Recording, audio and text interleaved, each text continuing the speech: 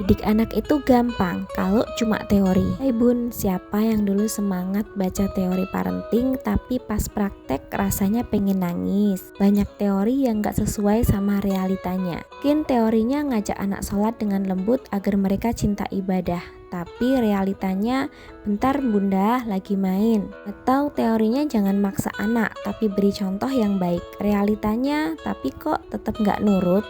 Teorinya beri nasihat dengan sabar, tapi realitanya sabar sudah diulang 10 kali pun anak tetap ngeyel. Ya Allah, ini ujian.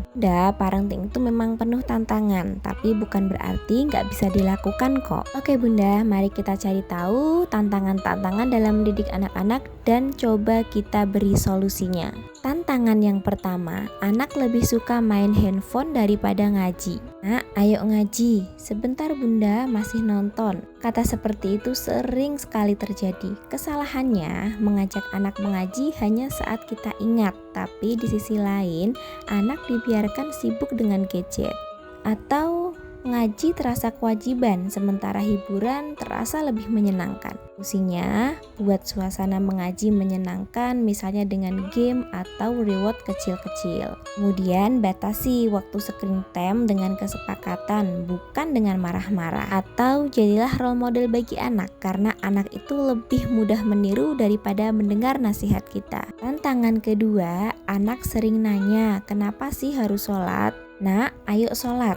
Kenapa sih kita harus sholat bunda? Ngalamin seperti itu bunda? Kesalahan yang sering kita lakukan adalah menjawab dengan pokoknya harus sholat, ini perintah Allah.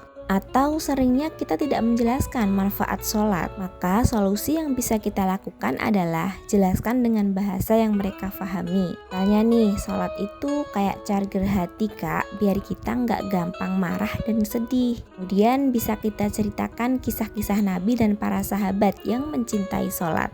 Atau bisa kita hubungkan dengan pengalaman mereka sendiri. Misalnya nih, ingat nggak kemarin waktu kamu sedih? Nah, setelah berdoa, setelah sholat jadi lebih tenang kan? Bun, anak itu butuh alasan yang masuk akal, bukan sekedar perintah. Tangan ketiga, sopan santun di rumah beda sekali dengan sopan santun di luar rumah. Ini sering terjadi ya bun, karena faktor lingkungan dan teman-temannya.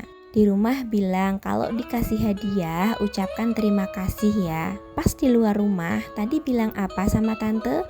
Anak malah diam saja. Kesalahan yang sering terjadi mengajarkan adab hanya saat ada orang lain, bukan sebagai kebiasaan sehari-hari. Nah, solusinya latih anak mengucapkan kata-kata sopan dalam situasi apapun sehari-hari. Jelaskan bahwa adab bukan sekedar aturan, tapi cara menunjukkan rasa syukur kita. Tahu beri pujian ketika mereka menunjukkan akhlak yang baik tanpa disuruh. Tantangan keempat, mendidik anak dengan lembut tapi mereka tetap ngeyel. Bunda kan sudah ngomong baik-baik, tapi kenapa masih nggak nurut? Salahannya sering menganggap satu kali nasihat langsung bisa mengubah kebiasaan anak, padahal tidak bun. Tahu kurang sabarnya kita dalam menghadapi proses perkembangan anak. Nah, solusinya ingat bahwa mendidik anak butuh waktu, bukan instan. Kita perlu konsisten tanpa harus marah-marah. Tahu sesekali minta bantuan ayah agar anak tidak hanya melihat satu figur yang menasihati. Oke, karena anak itu bukan robot yang bisa langsung diprogram. Mereka butuh pengulangan-pengulangan dan keteladanan dari kita. Jadi bun, menjadi seorang ibu itu memang ujian, tapi pahalanya luar biasa. Maka jika bunda merasa mendidik anak itu berat, maka ingatlah tiap usaha mendidik anak adalah ladang pahala. Setiap kesabaran kita adalah tabungan di akhirat.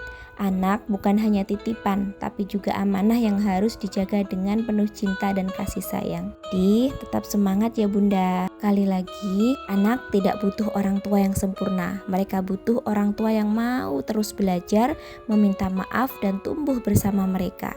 Lelah kita, perjuangan kita, bahkan sesekali kita marah, namun kita memilih untuk mengasuh atau mendidik mereka dengan cinta dan kasih sayang, itu adalah kemenangan besar untuk anak dan untuk diri kita sendiri. Oke bunda, semoga videonya bermanfaat. Pastikan kamu sudah follow akun ini supaya kamu tidak ketinggalan tips-tips parenting lainnya.